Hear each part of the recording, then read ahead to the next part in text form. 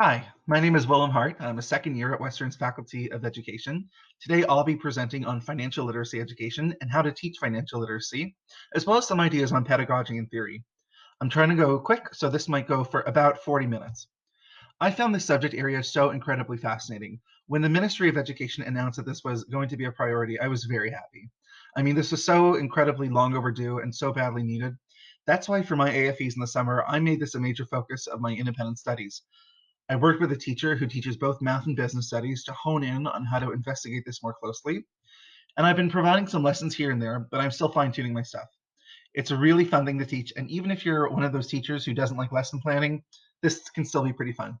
I've heard from other teachers in the field that kids are really warm to this, especially in the intermediate panel. So good for you for picking such a good session. Financial literacy is a new topic in the OSSD curriculum, and its appearances in K to 12 span across the gamut. So this presentation is relevant to teacher candidates qualifying to teach any cohort.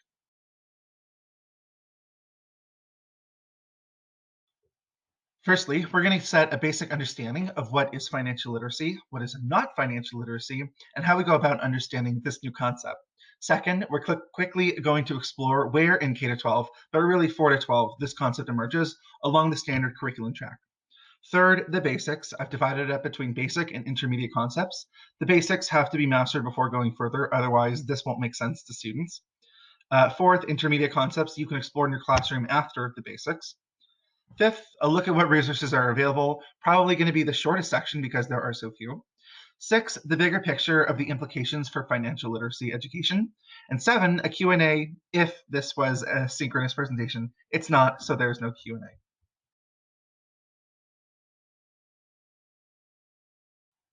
Part one, the introduction. How do we define financial literacy? I don't really see a point in making a grand distinction between financial literacy and personal finance. You might want to conceptualize it as one is knowledge understanding and the other is application if you want to use education, Ministry of Education terminology. Either way, this is practical knowledge. We're developing skills. We create an understanding in students so they can do something with it. It's not really so theoretical. We do use concepts and talk about things that are intangible, like credit, value, debt, but practicality is a huge part of this pedagogy.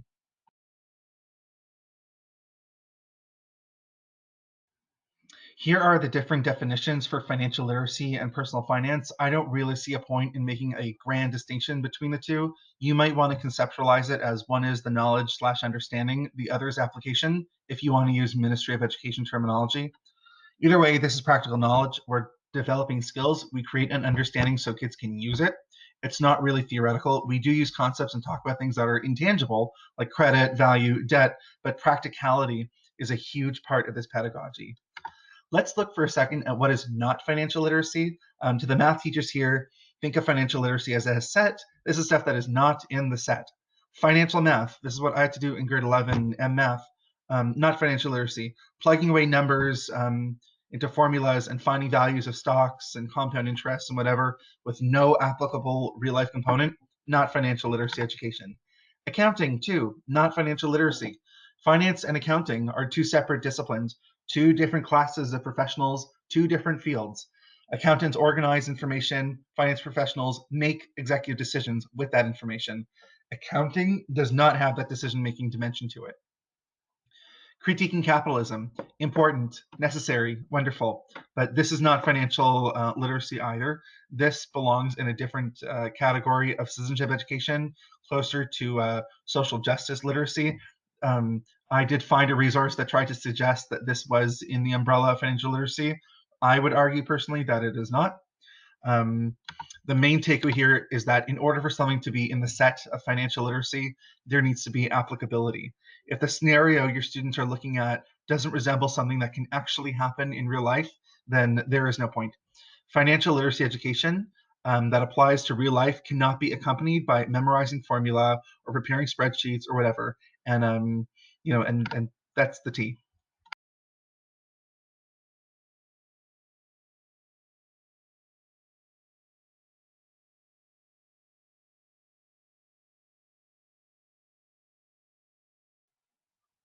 The second major core concept behind financial literacy education. Financial literacy is mathematical. Finance is mathematical. These numbers have to mean something and they need to have value. Certain curricula is explicitly designed to reinforce and strengthen student understanding of math concepts. That doesn't mean connect every single math concept to financial literacy. That would be a terrible idea. But this is a necessary part of the picture here. We'll talk in greater detail in later in the presentation about how to correctly integrate math and quantitative reasoning into financial literacy education. But the key takeaway here is that it is absolutely a necessary part of financial literacy.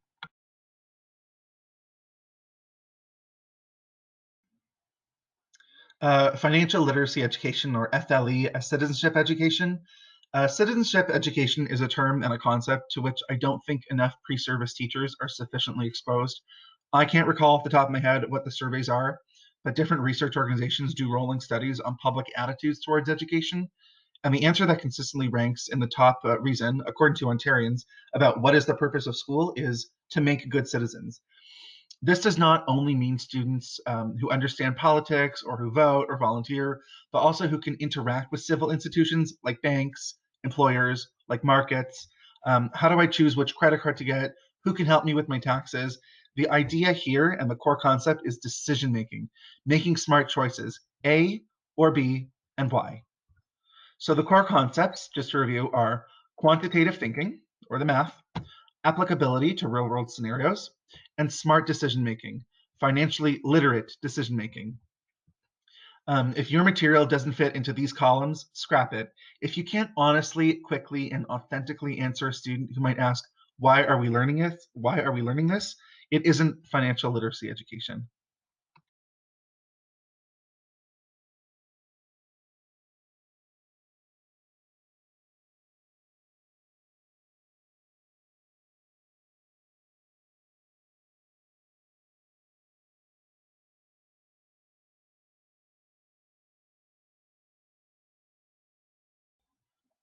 Inspiring learning. I like this transition. Why do we teach it, and why am I teaching you how to teach it right now? Well, there's a benefit to financial literacy. Control over your finances is a big part of a person's life. There are consequences of financial illiteracy. Financial illiteracy is a serious, serious thing. Anyone watching this, I'm assuming you're an adult, and I don't need to tell you the negative outcomes that come with poor financial decision making: debt, insecurity, negative mental associations with finance, mental health problems, marital problems. Be honest, this comes up again, but it shouldn't be too complicated. They don't pay us extra to lie to kids, and why this is so important. On the math part, no student should be turned off of financial literacy because of the math component. It's meant to be manageable, not even at grade level. Let's say you're doing something in grade 7, in your bag of tricks, you already have all the mathematical, arithmetical tools to master the basics of financial literacy. It should never be a barrier to mastering at least the basics of personal finance.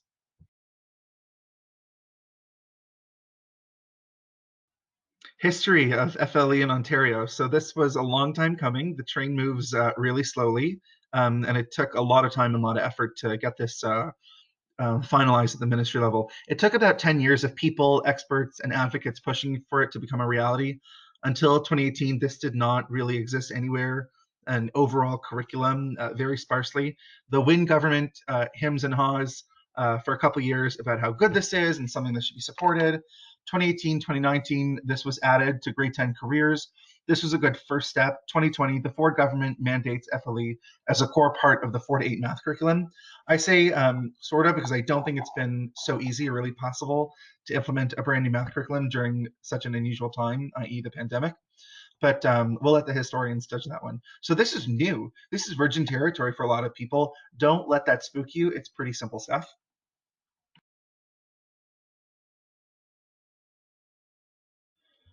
The equity considerations, this is a fun one. Money is a constant in our society and in our lives. There are supposedly only two things that are guaranteed: death and taxes. I mean, it's just an escapable part of existing.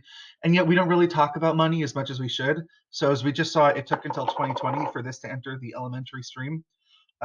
There's a small component in careers, which is half course to start. So a quarter of a semester at a 2-semester school. So really, really not that much. The result was an unequal access to financial literacy education. School is, in theory, supposed to be a great equalizer. Before this, only students with financially literate and financially comfortable homes got exposure.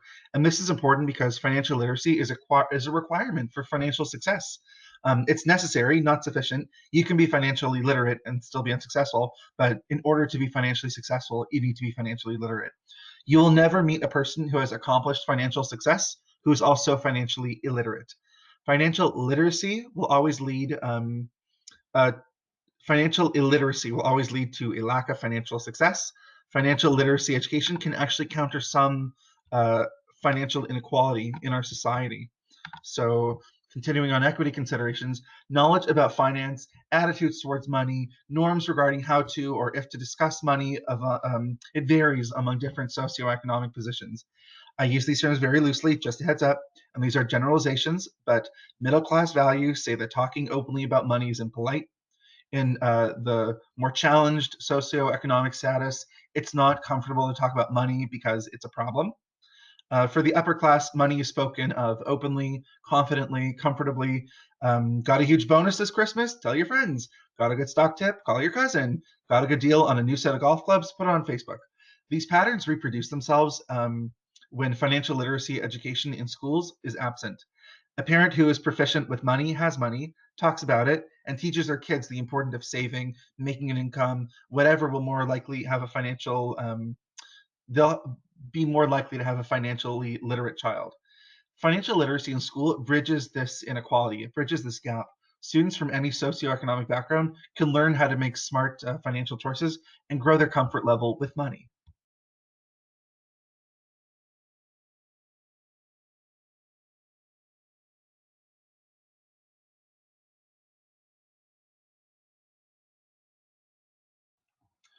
Part two, curriculum integration. Where does FLE fit into the K-12 curriculum? And this part is going to be shorter. This is a page from the Grade 10 Careers curriculum document. This is where FLE existed explicitly, originally. The goal is to have students plan their post-high school lives, explore options and compare costs. Never enough to actually make a financially literate citizen. It just wasn't enough, not by a long shot. By the way, just so everyone knows, if you teach in high school, you'll probably teach careers at least once. It isn't a teachable, so it's easy to fit into anyone's schedule. You have 2 lines of science and there's no more courses in the department. You might get filled with civics or careers. So everyone's in high school has a really good shot of teaching this. In the 4 to 8 math curriculum, there's a mix of literacy and monetary understanding, which aren't the same, but they complement each other. This is the recent most change to FLE. 4 to 8 has a financial literacy component now. Some parts of it doesn't really qualify as FLE. Having a child understand that 10 dimes makes a dollar isn't financial literacy because it doesn't have to do with making choices, but that's a building block. Understanding monetary denominations and monetary understanding, for lack of a better term, is a building block to financial literacy. Um, there are some resources from the ministry. The directive to implement a new math curriculum during the pandemic, um, you know, say what you will. There are few resources for in-person learning, probably very few for financial literacy asynchronously or remotely. Where can you fit it in? So 4 to 8 with math or without math. It doesn't have to be part of the math core. You can fit it around.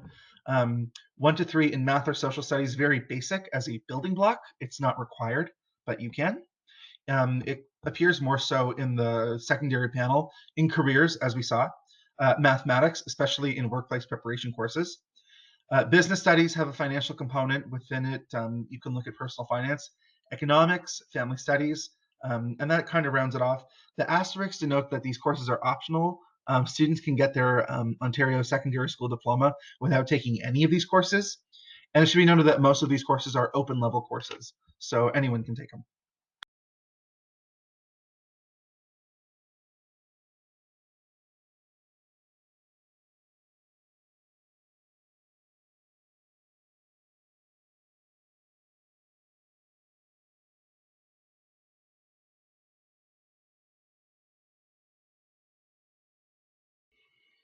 As we said before, math is part of FLE.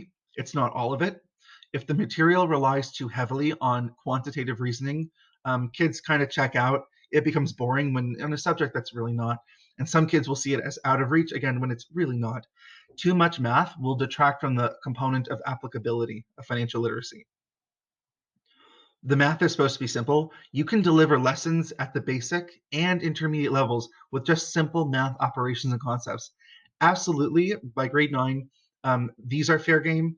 Addition, subtraction, division, multiplication. I mean, really, it should not be that hard. I wouldn't teach a new math concept if you're not the math teacher. FLE can reinforce already existing concepts that the students possess. And you deal with the math anxiety by reassuring students that this is not the difficult component.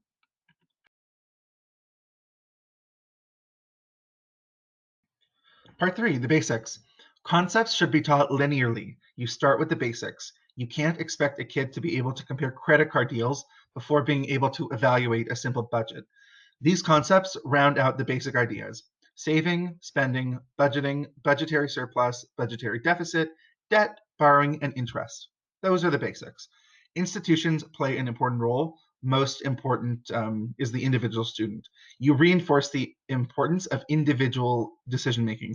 You choose, it's your money and your future. I like to borrow a concept from economics, microeconomics to be exact. Each person is their own firm and they are the CEO. They make the choices for the company, they themselves.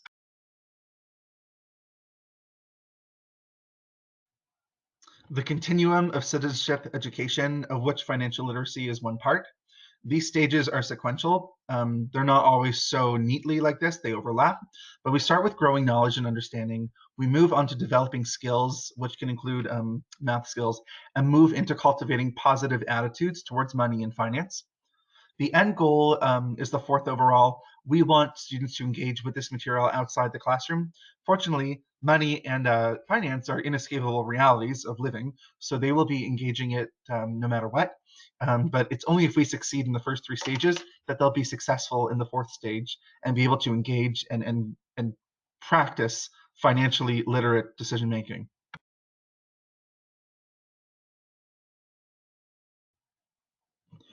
This is an actual slide from one of my lessons. Personal finance is personal. Each person, yes, you, even you, are a microeconomic actor in our economy.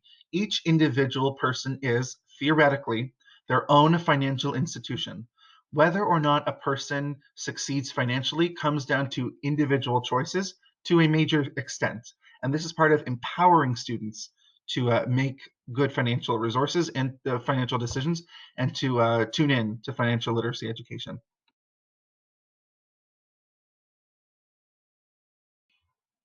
I want to note that investing is not a basic part of this. I explained to people in my circle about financial literacy and personal finance and teaching, and for some reason, the first thing that comes to their mind is teaching kids how to invest their money. This is so far beyond what a student can grasp in the basics. I don't think there are very many kids that can understand financial investing. Most adults do not. People automatically think investing means investing stocks, bonds, currencies, commodities, securities, whatever.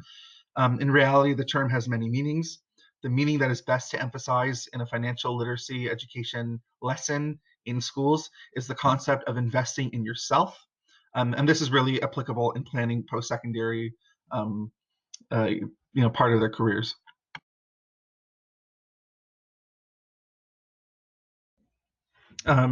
Examples of basic FLE. As you can see, when I said basic, I meant it. I'm sure any person watching this can do these things because we're adults. Wants versus needs. Hey, some kids need it spelled out. Uber Eats is not a need. Netflix is not a need. Building a budget is the classic lesson. Having kids calculate if a person is over or under their monthly budget, if it's a deficit or a surplus, that's pretty basic. These are the basics. There's more, but if you can get through these 6 or so, you're rocking. You've accomplished what you need to accomplish. This is an example of a demo or a quest, whatever your school uses, whatever terminology. Not quite a test, but more than a quiz. I was brought up with the term demo. My old school now uses the term quest.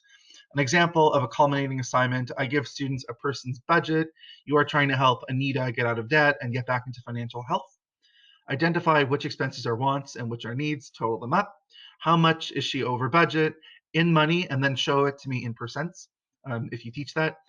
There's a qualitative short answer. How can she reach financial health? So this is not a math-based answer. Looking for answers more like income, less expenses, borrow from family, sell stuff, whatever. And just to give you an idea, this is what the budget is. Not so many numbers. It's obvious which ones are the wants and which ones are the needs. Uh, you need to get through the basics first before culminating, obviously, and I think this was a really good one.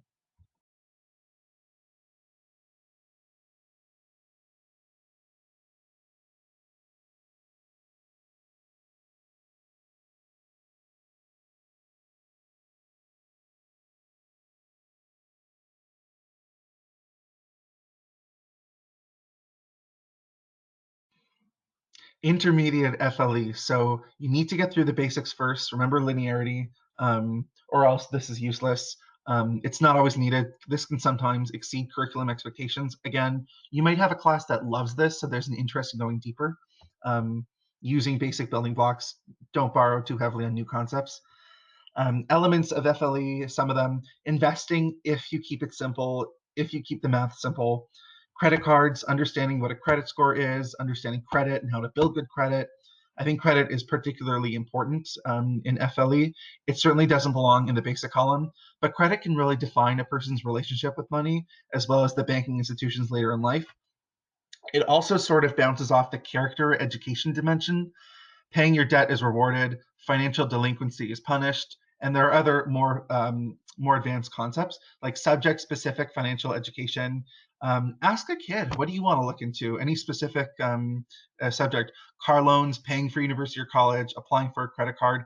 Don't go crazy, but things that are guided by student interest. There is scenario-specific FLE, home in on a specific microeconomic activity, being a smart consumer, talking about shopping addiction, being a smart shopper at a grocery store, at a gym, and taking out a membership. At this point, math is not really the emphasis, but it reverts back to knowledge acquisition, and that's okay, more generally. So for example, grocery shopping. Explore the ways grocers manipulate people into making bad financial decisions at the supermarket. It's a really fun lesson that I have, good for 7 to 10. How to make good financial decisions when you're getting your groceries, how to avoid the traps, emphasizing practicality. For example, comparing whole fruit to pre-cut fruit, calculating the difference in price, the markup, converting it to a percentage, and there's room around there.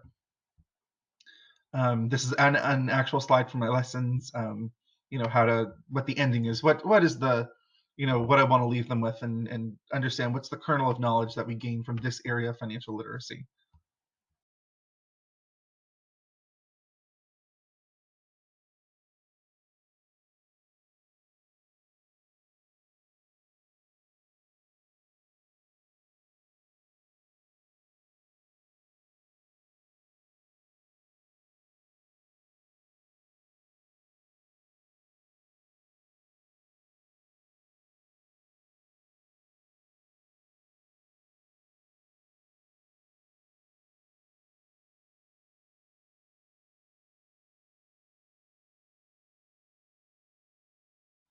This is another slide from an actual lesson. This is from a micro lesson on ordering out versus preparing your own food. Young people today order way too much food from delivery apps. It's a big impediment to saving money when you spend $40 2 or 3 or 4 or 5 times a week. You leave them with the facts, and then the takeaway, like with other subjects, you want to look at the practical side. Look into the real cost of Uber Eats or whatever other apps they use. There's like a new one every month now, and you compare. Comparing leads to making choices, calculating differences. The aha moment comes when a student sees for themselves that the numbers tell a story, that there's an 80% markup when you use one of these apps. And that's not a smart financial decision.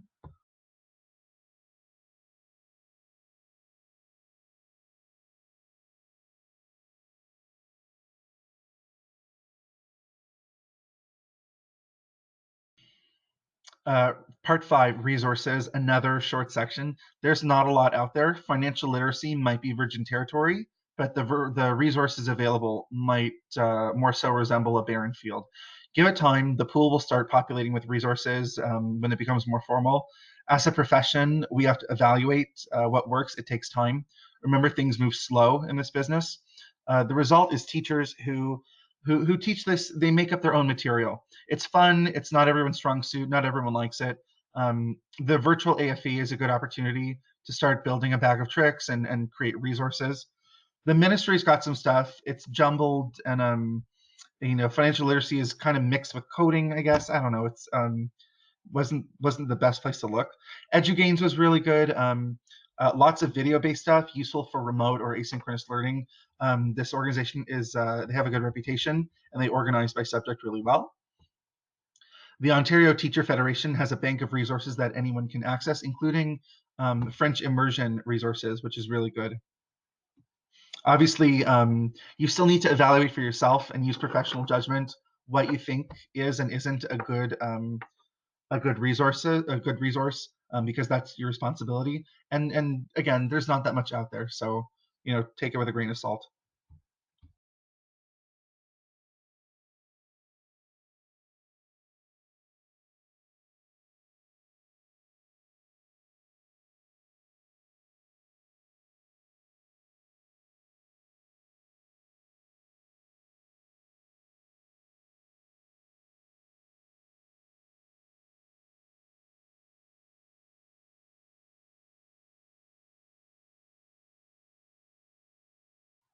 On subject-specific financial literacy, this is the best out there. I love them. It's a YouTube channel called 2 Cents. They're a couple, and they make some really interesting videos on financial literacy. Every fact and every piece of data is sourced. It's PBS, a public broadcaster, so it's really trustworthy. As it is American, I don't find that it makes it less applicable to Canadian students, but really I encourage you to check them out. I learned so much from this channel. It's actually really bingeable content. If you can adapt lessons from their videos, you can, and I do that, and it's really simple.